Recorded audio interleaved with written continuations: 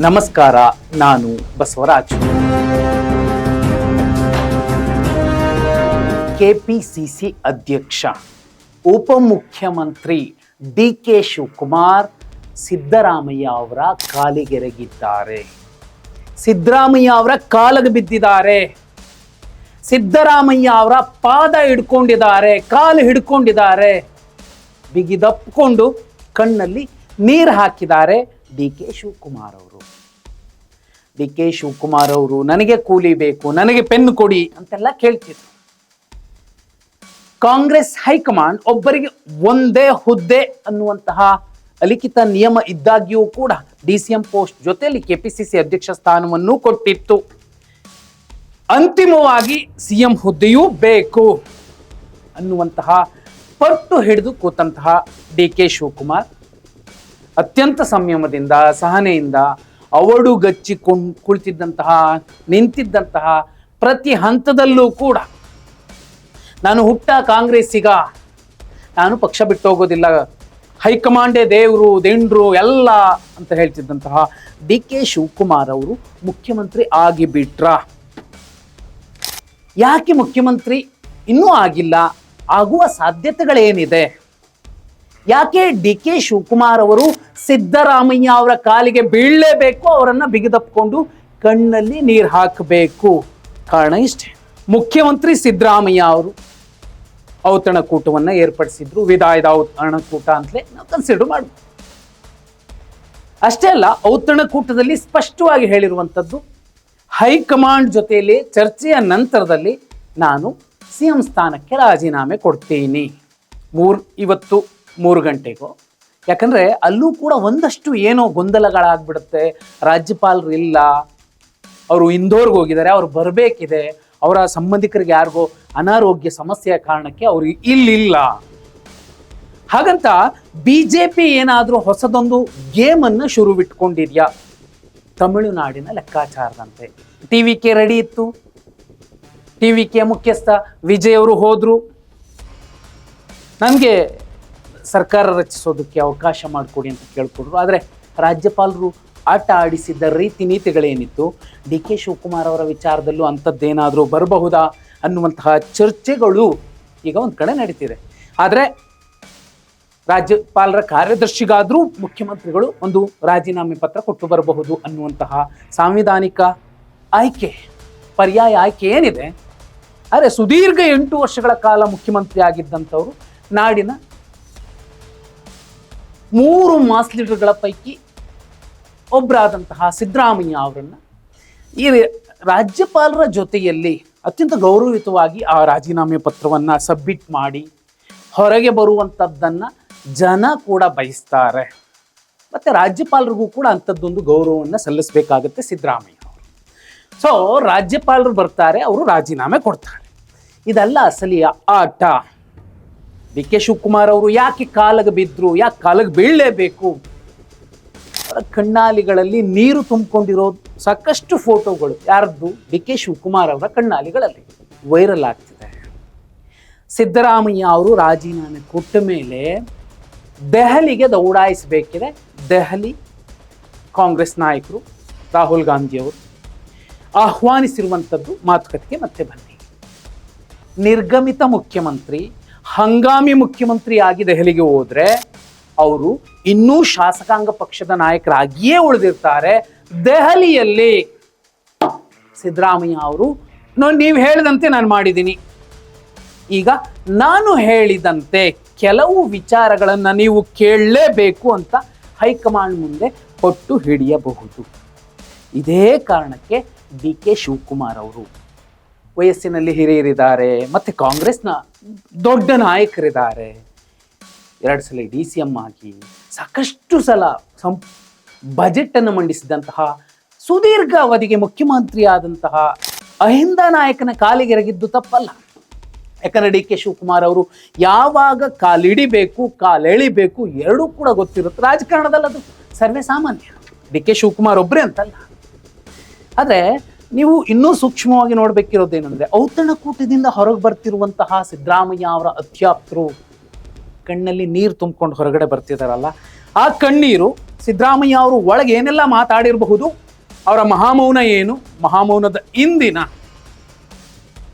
ಅಸಲಿಯತ್ತೇನು ಅನ್ನೋದು ಅರ್ಥ ಆಗಬೇಕಿದೆ. ರಾಜೀನಾಮೆ ಕೊಡ್ತಾರೆ, ದೆಹಲಿಗೆ ಹೋಗ್ತಾರೆ.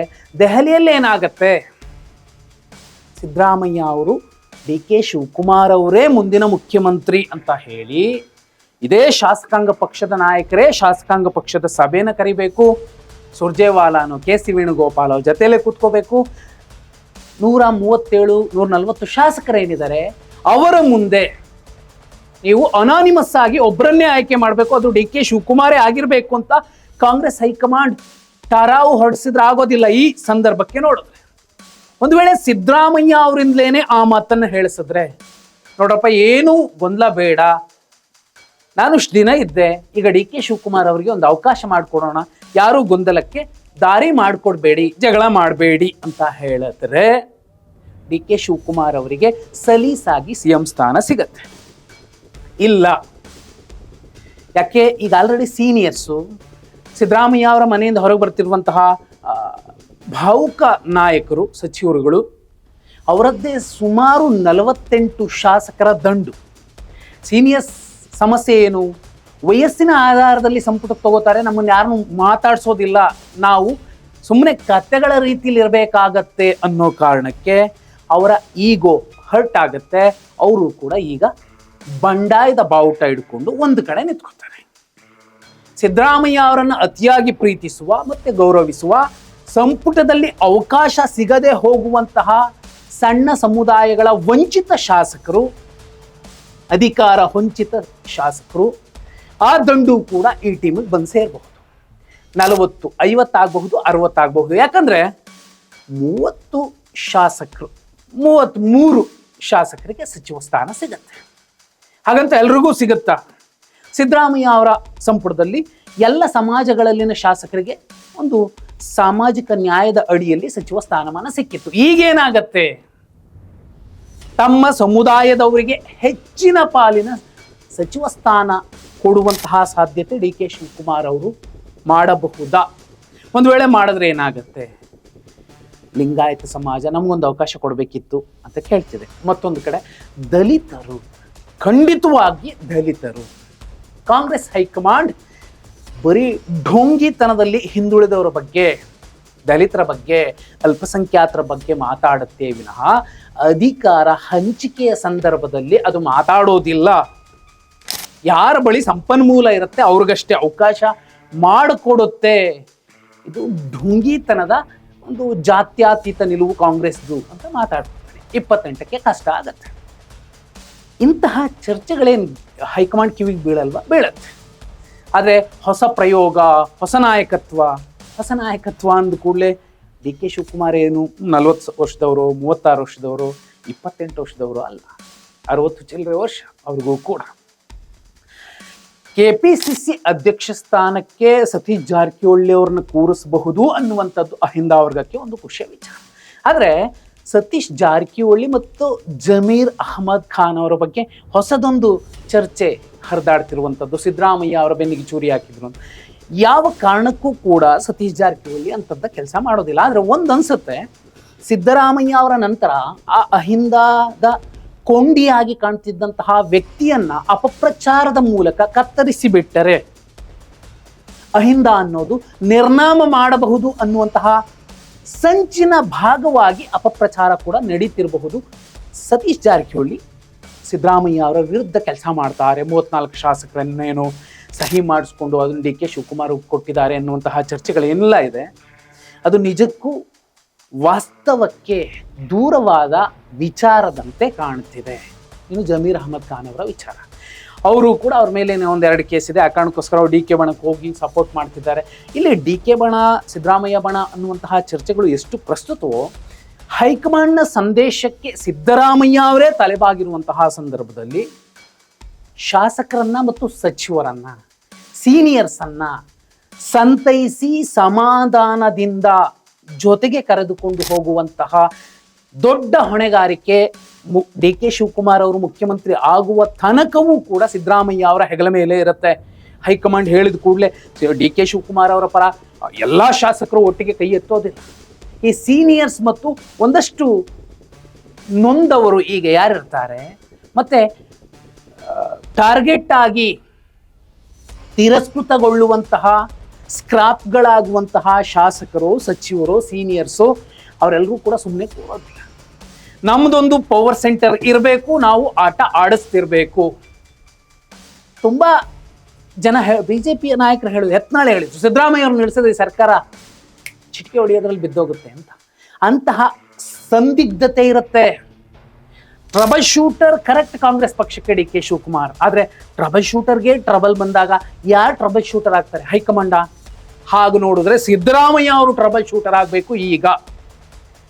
ಅದು ಡಿ ಕೆ ಶಿವಕುಮಾರ್ ಅವರ ಸರ್ಕಾರ ಇರುತ್ತೋ, ಪರಮೇಶ್ವರ್ ಅವರ ಸರ್ಕಾರ ಇರುತ್ತೋ, ಕೃಷ್ಣ ಬೈರೇಗೌಡ ಅವರ ಸರ್ಕಾರ ಇರುತ್ತೋ, ಆ ಸರ್ಕಾರವನ್ನು ಉಳಿಸ್ಬೇಕು ಅಂದರೆ ಈಗ 2028 ತನಕ ಟ್ರಬಲ್ ಶೂಟರ್ ಸಿದ್ದರಾಮಯ್ಯನೇ ಅನ್ನೋದನ್ನ ಕಾಂಗ್ರೆಸ್ ಹೈಕಮಾಂಡ್ ಅರ್ಥ ಮಾಡಿಕೊಂಡಿರುವಂತಹ ಸಂದರ್ಭದಲ್ಲಿ ದೆಹಲಿಯಲ್ಲಿ ಸಿದ್ದರಾಮಯ್ಯ ಅವರು ಉರುಳಿಸುವ ದಾಳ ಏನು? ಅದು ಡಿ ಕೆ ಶಿವಕುಮಾರೇ ಆಗಿರಬೇಕು, ಅದು ನಾನೇ ಆಗಿರಬೇಕು ಅನ್ನೋ ಕಾರಣಕ್ಕೆ ಡಿ ಕೆ ಶಿವಕುಮಾರ್ ಅವರು ಸಿದ್ದರಾಮಯ್ಯ ಅವರ ಕಾಲಿಗೆ ಎರಗಿದ್ರು. ಕಣ್ಣಲ್ಲಿ ನೀರಿಟ್ಕೊಂಡು ಇಷ್ಟು ದಿನ ಕಾದಿದ್ದೀನಿ, ನನಗೊಂದು ಅವಕಾಶ ಬೇಕು ಅಂತ ಕೇಳಿರಬಹುದು. ಈ ಎಲ್ಲ ಅಂಶಗಳನ್ನು ನೋಡಿದ್ರೆ ಮತ್ತೆ ಒಳಗಿನ ಮತ್ತು ಹೊರಗಿನ ಎಲ್ಲ ಚಿತ್ರಣಗಳನ್ನು ಸೂಕ್ಷ್ಮವಾಗಿ ಗಮನಿಸಿದ್ರೆ ಸಲೀಸಾಗಿ ಅಧಿಕಾರ ಹಸ್ತಾಂತರ ಆಗುವ ಸಾಧ್ಯತೆ ತುಂಬ ವಿರಳ ಅಂತ ಅನ್ನಿಸ್ಬಹುದು. ಒಂದು ವೇಳೆ ಆಗಲೇಬೇಕು ಅಂದರೆ ಸಿದ್ದರಾಮಯ್ಯ ಅವರು ಸುಸೂತ್ರವಾಗಿ ಡಿ ಕೆ ಶಿವಕುಮಾರ್ ಅವರೇ ಅತ್ಯಂತ ವಿಶ್ವಾಸದಿಂದ ಸಿದ್ದರಾಮಯ್ಯ ಅವರ ಬಳಿ ಬೇಡಿಕೊಳ್ಳಬೇಕು, ಕೇಳಿಕೊಳ್ಳಬೇಕು. ಹೈಕಮಾಂಡ್ ಕೂಡ ಅದನ್ನೇ ಹೇಳಿ ಕಳಿಸಿರ್ಬೇಕು. ಆ ಕಾರಣಕ್ಕೋಸ್ಕರನೇ ಮಾಧ್ಯಮಗಳ ಮುಂದೆನೆ ಡಿ ಕೆ ಶಿವಕುಮಾರ್ ಅವರು ಸಿದ್ದರಾಮಯ್ಯ ಅವರ ಕಾಲಿಗೆ ಎರಗಿದ್ದಾರೆ. ಇಲ್ಲಿ ಡಿ ಕೆ ಶಿವಕುಮಾರ್ ಬಣ ಸಂಭ್ರಮಿಸುವ ಮತ್ತು ಮುಂದಿನ ದಿನಮಾನಗಳಲ್ಲಿ ಸಿದ್ದರಾಮಯ್ಯ ಅವರ ಬಣವನ್ನು ಕೆಣಕುವ, ಅವರ ಈಗೋ ಅರ್ಟ್ ಮಾಡುವಂತಹ ಪ್ರಯತ್ನಗಳೇನಾದರೂ ಆಗ್ತಾ ಹೋದ್ರೆ ಸರ್ಕಾರಕ್ಕೆ ಅದು ಸಂಚಕಾರದ ಸಂದೇಶನೇ ಆಗಿರುತ್ತೆ. ಅದೇ ಕೆಲಸ ಹೈಕಮಾಂಡ್ ಕೂಡ ಮಾಡ್ತಿರುವಂಥದ್ದು. ಇಲ್ಲಾಂದರೆ ಇಷ್ಟೊತ್ತಿಗೆ ಡಿ ಕೆ ಶಿವಕುಮಾರ್ ಅವರ ಬಣದ ಎಲ್ಲ ನಾಯಕರು, ಯುವ ನಾಯಕ ಪಡೆ ಸಂಭ್ರಮಿಸ್ತಿತ್ತು. CM ಆಗುವಂತಹ ಸಾಧ್ಯತೆಗಳಿರುವಂತಹ ಸಂದರ್ಭದಲ್ಲೂ ಡಿ ಕೆ ಶಿವಕುಮಾರ್ ಅವರು ನಗಂಗಿಲ್ಲ. ವಿಪರ್ಯಾಸ. ನಕ್ಕರೂ ತೊಂದರೆ, ನಗದಿದ್ರೂ ತೊಂದರೆ.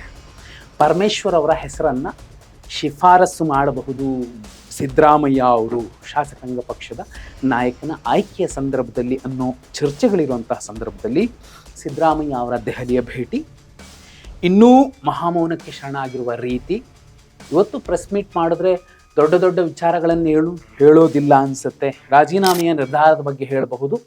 ಆ ನಂತರದ ಬೆಳವಣಿಗೆಗಳು ಏನಾದರೂ ಆದರೆ ಹೈಕಮಾಂಡ್ಗೆ ಸ್ಪಷ್ಟವಾಗಿ ಸಿದ್ದರಾಮಯ್ಯ ಅವರು ಹೇಳುವಂಥದ್ದಿಷ್ಟೇ, ನೀವು ಹೇಳಿದಂತೆ ನಾನು ರಿಸೈನ್ ಮಾಡಿದ್ದೀನಿ. ಶಾಸಕರು, ಸಚಿವರು, ಮಾಜಿ ಸಚಿವರು ನನ್ನ ಮಾತನ್ನು ಕೇಳ್ತಿಲ್ಲ, ನೀವೇ ಏನಾದರೂ ಮಾಡ್ಕೊಳ್ಳಿ ಅಂತ ಕೈ ಎತ್ತು ಬಿಟ್ಟರೆ ಡಿ ಕೆ ಶಿವಕುಮಾರ್ ಅವರಿಗೆ ಕಷ್ಟ ಆಗಬಹುದು. ಹಾಗಿದ್ರೆ ಸಿದ್ದರಾಮಯ್ಯ ಅವರ ಕಾಲಿಗೆರಗಿದ ಡಿ ಕೆ ಶಿವಕುಮಾರ್ ಅವರ ನಡೆ ದೆಹಲಿಯತ್ತ ಸಾಗಬಹುದಾದಂತಹ ಹಂಗಾಮಿ ಮುಖ್ಯಮಂತ್ರಿ ಆಗಬಹುದಾದಂತಹ ಸಿದ್ದರಾಮಯ್ಯ ಅವರ ತಲೆಯ ಒಳಗಡೆ ನಡೀತಿರುವಂತಹ ಚಿಂತನೆಗಳು ಏನಾಗಿರಬಹುದು? ಸುಲಭಕ್ಕೆ ಇದೆಲ್ಲ ಮುಗ್ದೋಗ್ಬಿಡುತ್ತಾ? ಕಮೆಂಟ್.